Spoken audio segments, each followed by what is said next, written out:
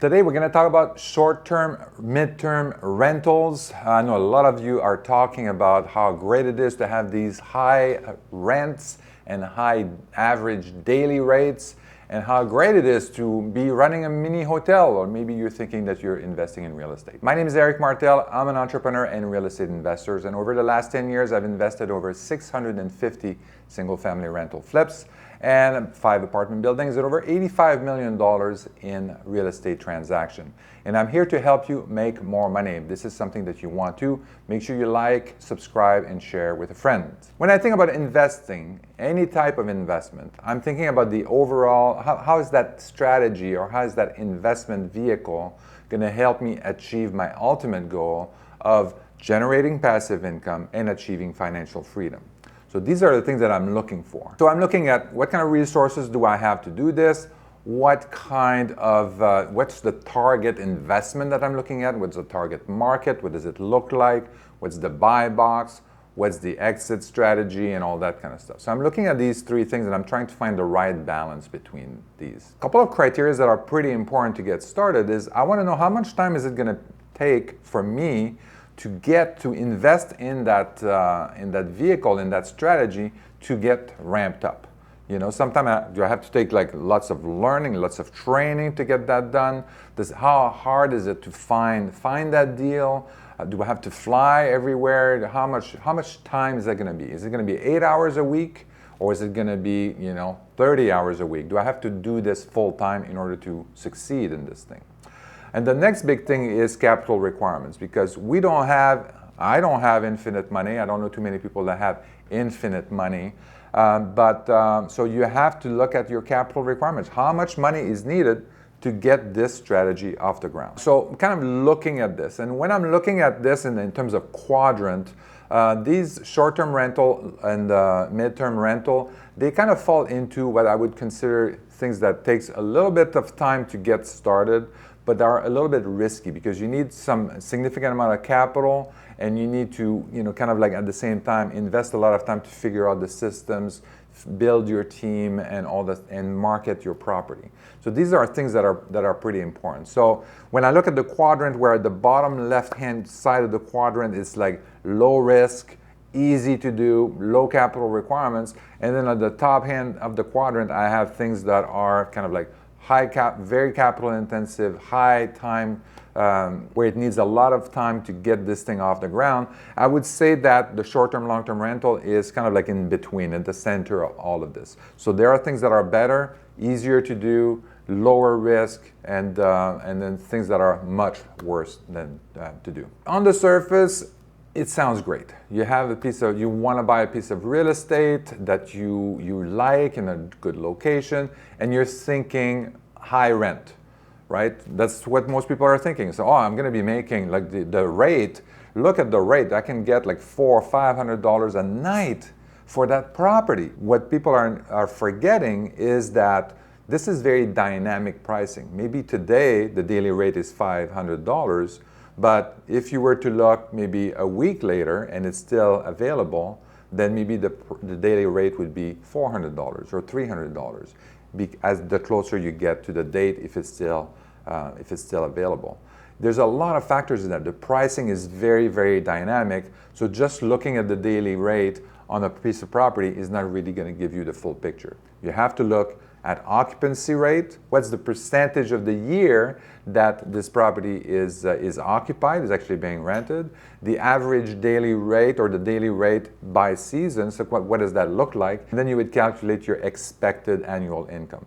This is what you would base your number on when you're looking at how much income can this property produce. So that's one thing. A lot of people are thinking about it and say, well, this is great. I want to invest in this property. And look, imagine we can go there and stay there if it's not busy and all that kind of stuff.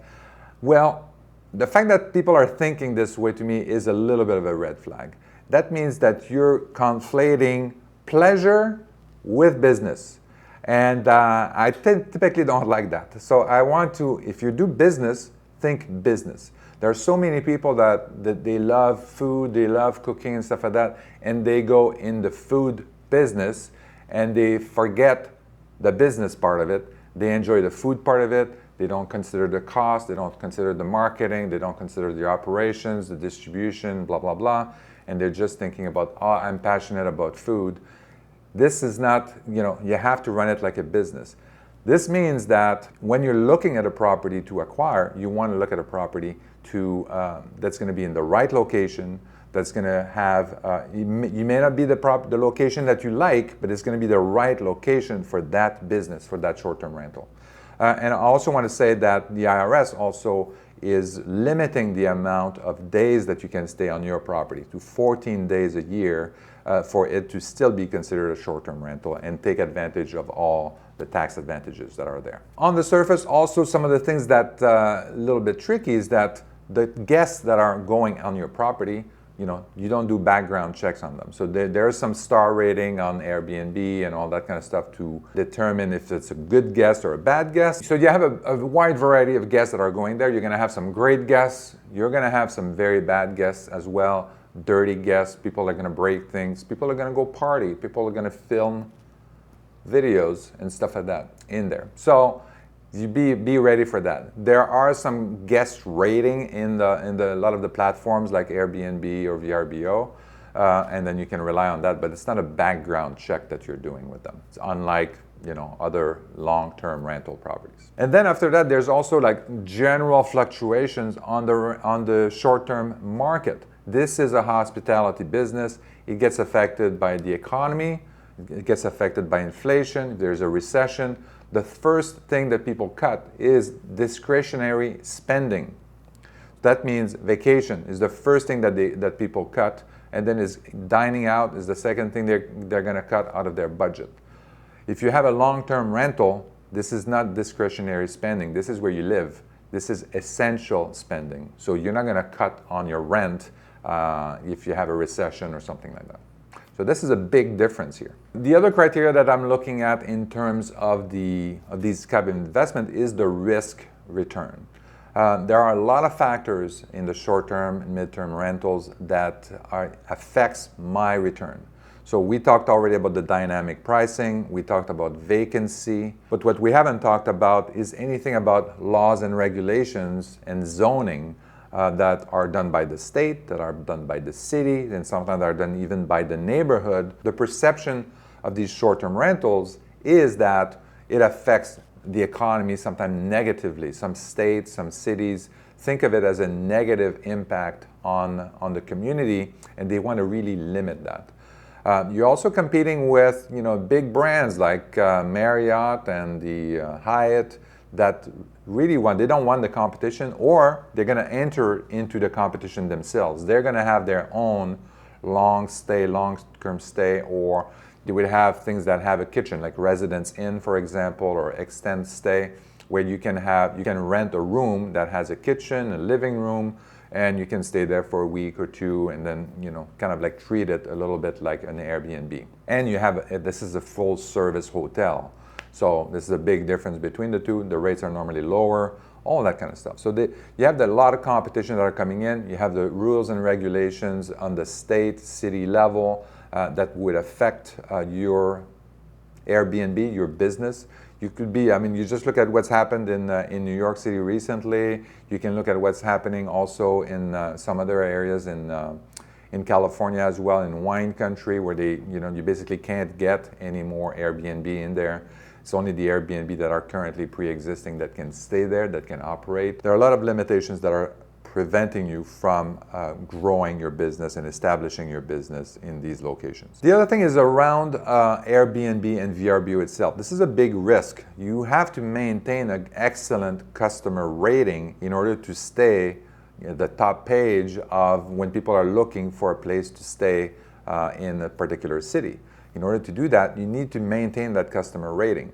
So you have to be aware that you're running a hospitality business. How can you make the stay for your customers, for your clients, for your guests to be the best that can be, to provide the best services? And it's not just the amenities. Sometimes it could be providing them assistance for finding places to visit, for restaurant reservation, for all these kinds of things that you would have at a hotel.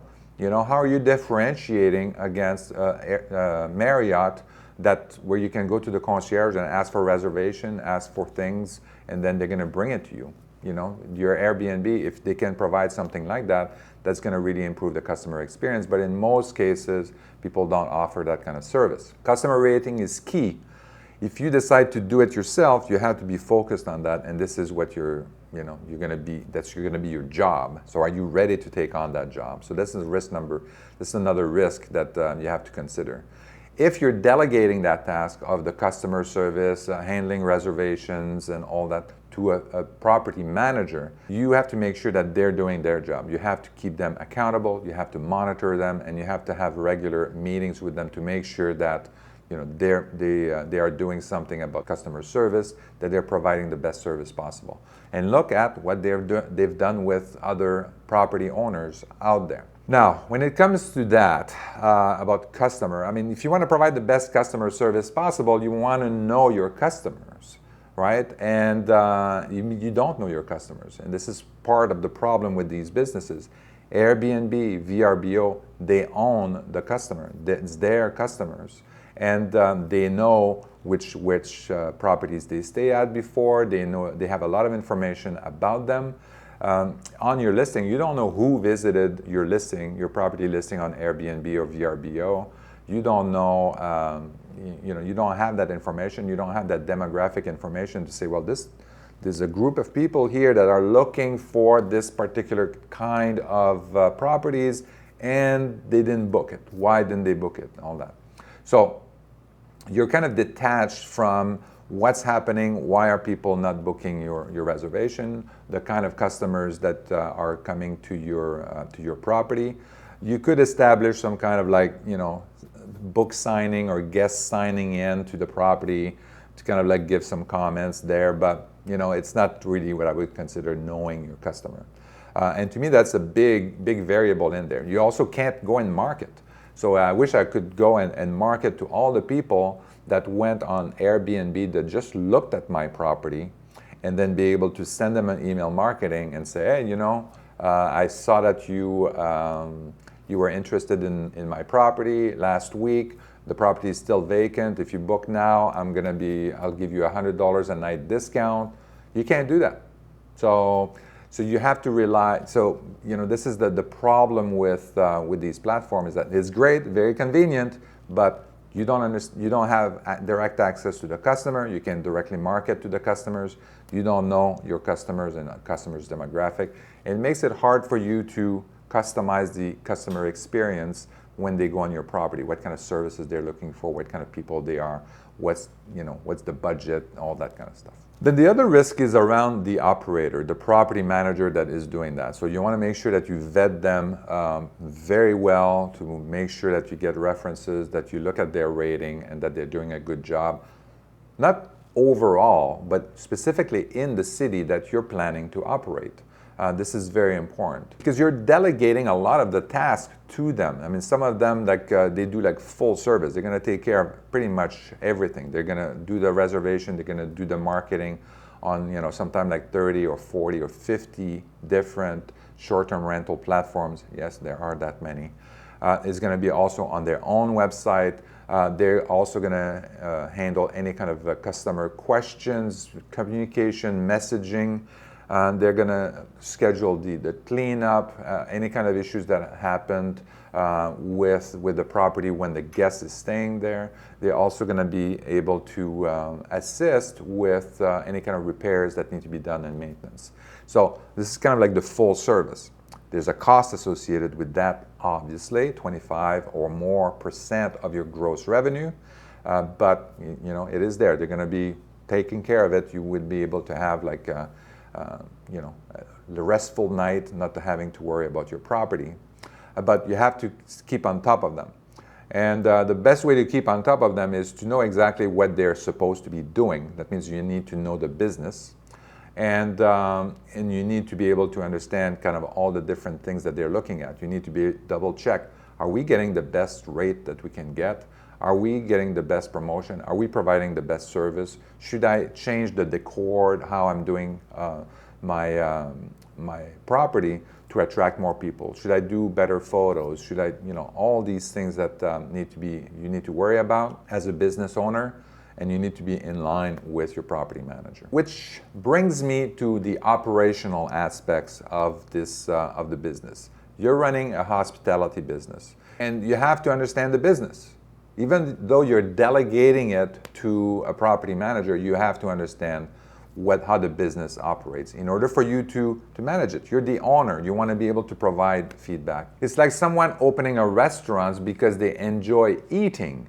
You need to understand how the restaurant business works, how the front of the office works. You need to understand how the back of the office works. You need to understand the supply that are coming in. You need to understand the whole aspects of the environment, the food and bev. You need to understand all of that, and the customer service. And how do you align all these things with the pricing, with the food quality, with the service, the staff, the decor, and all of that kind of stuff. You need to understand that if you're going to go and buy. Nobody's going to go and buy a restaurant without knowing that up front. So why are people buying a mini hotel not understanding anything about the occupancy and all that kind of stuff, and how that works, and the whole dynamics of the pricing and the customer service? This is an operation, a hospitality operation, so you need to be aware of that. You can read about it, you can get training on that, you can get all of that, but you need to understand how that business operates. So when you're comparing these two, when I'm comparing the short-term rental versus the long-term rental, the location is a little bit different. Like target property that you're going to be doing is going to be very different. When I'm looking at a short-term rental, I want to find a balance between a property price and the daily rate that I'm going to be getting, the occupancy, and also if I have an understanding of what the customers are looking for, then finding the location. So for example, if I want to rent to a lot of people that do the sports events and concerts, then I want to have a property that's going to be close to these kinds of facilities, like a stadium, like an arena, so that I can get I can really maximize on the daily rate and the occupancy when these events are happening. But you have to find a balance, because the closer you are to these, then the price is also going to go up. Is this going to balance out in terms of the revenue to maximize your return? Again, you're looking at a business here, so you want to maximize your return. When I'm comparing the short-term rental with the long-term rental, people are often comparing the same kind of property. I'm not going to buy a long-term rental in the same locations that I would buy a short-term rental. So, it's going to be very different. The long-term rental are going to be in a residential business. It's going to be quiet. It's going to have good schools, because people want to live there. They want to enjoy their backyard. They want to have their kids go to school in a safe school. You're not going to have that in downtown core of a major city, where you're going to maximize your revenue on a short-term rental. So the price is going to be very different. The location is going to be different. Yes, the rent is going to be different. But the property management is also going to be significantly lower on a long-term rental.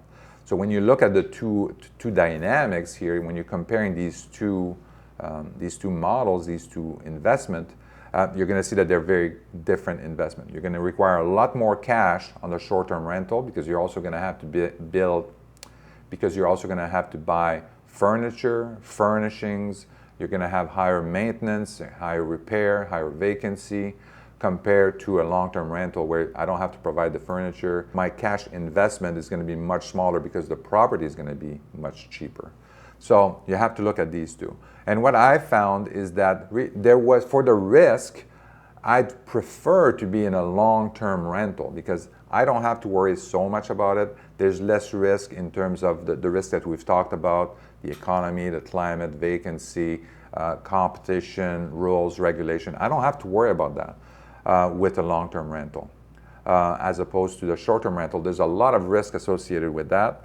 And then I don't think that the additional returns that you get are really enough to compensate for these additional risks. Now that I've explained to you kind of like all the risk and rewards associated with the short-term rentals, I've showed you kind of like what we're looking for in terms of market, the operational aspect of it, and kind of like really delve into the fact that this business is not really a real estate business, it's a hospitality business. that you're going into this with the right mindset, that you're operating a business. It is not a property that you rent on the side, and that you understand all the risks associated with that. So let's get started on how you would actually start a short-term rental business. And the first thing that you want to look at, if you look at the whole United States, or maybe you want to do the world, I don't know, but if you're looking only at the United States, let's look at all the markets. What are the best markets that you would want to invest in your short-term rental? This is a loaded question, because what do you mean by best market? You have to look at all kinds of different things. You would think that maybe New York City is the best market because there's a lot of people that go and visit there, and there are also a lot of, I can charge a super high daily rate in the city, or it's the same thing with San Francisco or LA. I can charge a lot of money per night. But when you look at the best market, you should be looking at where can I get the best return for the amount of money that I'm going to be putting into that investment. So New York City obviously is going to be very expensive to buy a property, and we know already the laws, regulations, and stuff like that are changing over there. San Francisco, similar situation. The laws and regulations associated with short-term rental are incredible. They're changing very rapidly, and so you have to be very careful. I mean, basically, they really have a lot of constraints in San Francisco with respect to short-term rental, whether you're living in or you're not living on the property. So, you look it up. It changes every year, so you make sure that you look it up and it's going in the direction that you want it to go to.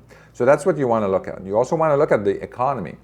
Is the economy doing great across the United States? Is there some parts of the economy that's doing better? Is there some part of the economy that's attracting more people, and for what reason? All these kinds of things are important. Or do you think we're going to go into a recession? Is this the right time to buy? Should we buy a little bit later?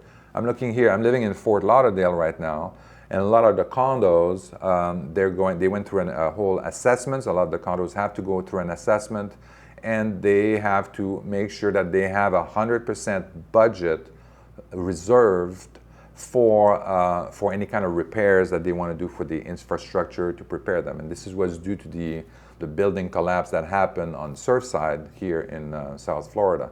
So they want to prevent that. They assessed all the building here in South Florida, and they made you say this is the repairs that you have to do, the structural repair, blah blah blah, and then here's how much it's going to cost, and they want to make sure that everybody has enough reserve to pay for these repairs when they have to happen. What does that mean? That means increased HOA fees. And we've seen dramatic increases in HOA fees, sometimes double and triple to what they were. And the bottom line is that these condo fees are impacting people. People, they say, well, I don't want to pay $3,000 or $2,000 a month in condo fees because the building is not in good shape. I want out. I want to sell the building. It's going to be very hard to sell the building if there's infrastructure changes that are imminent, and you have to pay $2,000 in HOA fees. So the prices I'm expecting is going to go down here. So this is just one example of really understanding your market. Is this the right time to buy? I think here's the perfect place to buy a short-term rental, but you have to look at what's going on. Maybe I want to wait now to buy a condo because of what's going to happen with the condo market. So we talk about economy, locations, and then understanding the demand, understanding the seasonality, so and then you pick kind of the cities, and then you would kind of go into the neighborhood. It's very similar actually in the long term. It's just that the metrics are different. When you're looking at long-term rental, I mean, I was looking at, landlord-friendly states. I was looking at affordability, median household income, median house price, median rent, all that kind of stuff, trying to figure out which city would be the best and then kind of go into that. Here, you have to find different metrics in order to find the right market for you. Often, a lot of people, they're also considering places where they would want to go and travel to. So again, don't mix business and pleasure. From that aspect. So this is kind of figuring out the market and then connecting with the right person on the ground to help you identify neighborhoods, cities, and also kind of like properties as well. So that's about building the team. So you want to have a realtor for sure that's going to be able to help you identify the properties, really understand the short-term rental market, and being able to help you navigate that. Especially when you're buying into a condo corporation, you want to make sure that the majority, that the building allows people to do short-term rentals. You also want to make sure that the people on the board or the owners of the units in the condos, the majority of them also support or they also do short-term rentals. So if ever a proposal comes to the board to basically ban short-term rentals, that you have the votes to overturn these kinds of proposals. So this is something that you have to think about. You're really buying a share of a company when you're buying a condo, so you want to make sure that you have a seat on it, that you have other votes that are going to be aligned with what you're trying to do. Then you want to be able to, part of your team that you're going to have to build is going to be potentially a contractor. The realtor can probably help you with that. Often you have to do some repairs to make the unit ready for this, for the short-term rental, so making the amenities and all that kind of stuff look good. Then you're going to want to have an interior decorator, someone that's going to be able to really make the space look fantastic, and buy the furniture, set up the furniture, buy the furnishings, the everything that deals with decoration, that person should be able to do. Also looking at, small appliances like coffee machine. Do you want to do an air fryer? Do you want, what kind of dishes you want to have? What kind of linens, pillows, you name it. This is what the short-term rental is all about. So you're setting up the room for your guests. Finally, then through your realtor, you're going to get like professional photos. And then obviously you're going to have to find, and maybe that's kind of like number one, number two, is finding the property manager. Find a reputable, potentially nationwide, but could be local property manager that is in touch with the market, that has the team on the ground here to do all the cleaning, that can answer questions, that handle the reservation, all that kind of stuff. So you want to find that and make sure that they can operate in the city and the neighborhood where you intend to operate. Now that you have your team, your realtor is going to come up with some deals. You're also going to be able to maybe look for additional information, additional data about the property. Your realtor may know this information, but you can look at AirDNA, for example. This is a big one. It's a little bit pricey, but it does have a lot of information about what you can expect in terms of rates, in terms of occupancy, in terms of, it can also look at other properties and what they look like. Another one is RABBU, R-A-B-B-U-U, R-A-B-U-U. That's RABBU, and then in there they also have a lot of different pricing that you can look at. A lot of these pricing are calculated based on averages, so you want to look at your competition. You want to really look at what is it comparing it with, and what do they look like. You want to really pay attention to the pictures, the pro pictures that they have. You want to look at the rate that they're charging and all that kind of stuff. And remove any outliers. You're going to find that there's some outliers that are kind of very low end, some outliers are maybe in a high end that you don't fit in. So make sure that you remove those, because that could really affect your what you're considering your average daily rate. So for example, if you have like a crappy little apartment that you want to rent on short-term rentals, and it's surrounded with high luxurious apartment, and then they give you an average daily rate that are based on those luxury apartment, then your average daily rate is going to be skewed on the high side, and you could buy the property and realize that it doesn't rent out. Then the reason would be that you have all these other luxury properties and nobody's interested in your crappy little apartment. So make sure that you really look at the outliers to make sure that the numbers that you're looking at and your assumptions for analyzing the deals make sense. Then, talk to your realtor, obviously.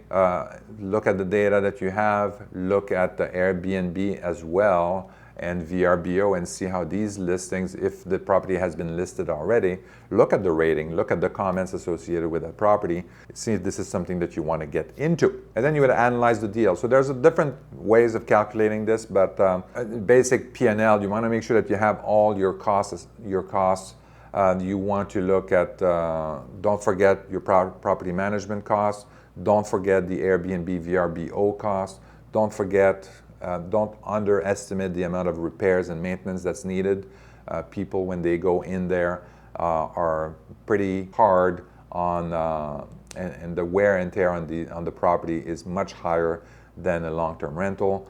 Then you have also the insurance. The insurance is going to be higher. It's going to be higher than you living in the unit. So consider that as well. You may want to talk to an insurance company. Then you also have your potentially, depending on the city you're in, you have like taxes, you have and all kinds of licenses maybe for short-term rentals that you have to consider. So there's a lot of costs. Make sure you have all your costs lined up.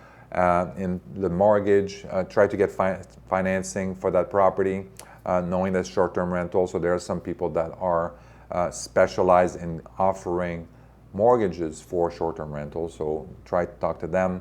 Your realtor can probably connect you with that as well. And then you look at the bottom line. What does this look like in terms of the net income? And I'm telling you, I've looked at a lot of properties and in these areas in Fort Lauderdale, and they don't make money. The price is too high, the mortgage is too high, and then you end up in a situation where when you include all the fees, all the insurance, the HOA, and all that kind of stuff, it loses money every month. And I think these people are considering, and they're hoping that some people are not going to look at the numbers, or some people are going to look at it and say, oh yeah, this is so nice because I'm going to be able to stay there 1 month out of the year in Florida, and it's going to be so nice, because they're not considering it a business. So I guess that's what's going on. I mean, I don't know why you would sell this property if it doesn't make any money. Or maybe they're expecting people to buy it cash or something like that. It doesn't make, so again, focus on the business, analyze the deal as a business. Some people also recommend, so now you have one exit strategy, right? So this is a rental property, short-term rental, and I'm assuming this is a high daily rate and all that kind of stuff. And let's say I end up in a situation where the net income on my pro forma, on my P&L that I calculated is, let's say it's making like $500 net a month on average, right? So that's one thing. And you say, oh, this is great. You're happy with that. This is one exit strategy. So you have to be careful, because if the daily rate goes down or something like that because of increased competitions like we talked about, and it goes negative, you want to be able to have, what's the other exit strategy? So some people were recommending actually that you calculate this property as if it was a long-term rental. What could be, because that would be your second exit strategy if the property doesn't go well on short-term rental, at least you can rent it as a long-term rental. So calculate that as a long-term rental and see if it makes money then as well. So if it still makes money as a long-term rental, then I think that might be a good opportunity. And then you can just say, yeah, we'll do short-term rental and make more money. But if it doesn't work out for whatever reason, then at least I can still rent it as a long-term rental, furnished or unfurnished. Especially here in Fort Lauderdale, there are a lot of people that are coming in from Europe or whatnot, and they want to stay here like 6 months, a year, and they don't want to buy anything. So these would be perfect for these people to buy furnished, to rent furnished apartments from you. So look at that. It's perfectly possible, and I'm sure it can be done also in other cities. Now, when you look at the financials, you also have to look at, often people are looking at a P&L and they get hooked on the P&L and the net income. But you have to look at the cash flow, and you have to be prepared for the cash flow, because you're going to have some seasons where you're going to have low occupancy, you're going to have low daily rates, but you still have to pay the mortgage, you still have to pay the insurance, you still have to pay all the utilities, all that kind of stuff. So you're going to have potentially some months where you're going to be in negative cash flow. So you want to make sure that, when you're making a super high amount of money, that you are keeping some of the reserves to sail through these negative cash flow months if they are there. So really do the cash flow analysis as well and see where you are and be prepared for these low end points in terms of cash flow. So that's about analyzing the deals. I know there's a lot of things. There are some templates out there to help you analyze that. And then let's say you find a deal. Now it's time to acquire the property. This is pretty similar to acquiring any other properties. You basically, purchase and sales agreement, you work with your realtor, and they can walk you through all of that. Then you have to figure out the financing. Obviously, you figured out the financing a little bit earlier. It's just a question of closing on this, putting the EMD and all that, and letting your lender know that you're planning to close on that property. At the same time, you want to line up your interior decorator, your contractor, and say, well, we're going to close in a couple of weeks, and we want to get this unit ready as soon as possible. So you have to make sure that you make them aware that this is happening. The interior decorator, they can actually start working a little bit earlier to kind of plan everything, work with the contractor to fix anything that needs to be fixed, and install, especially in terms of cabinetry, maybe countertop and whatnot, any kind of repairs. You want to work with the interior decorator to figure that out.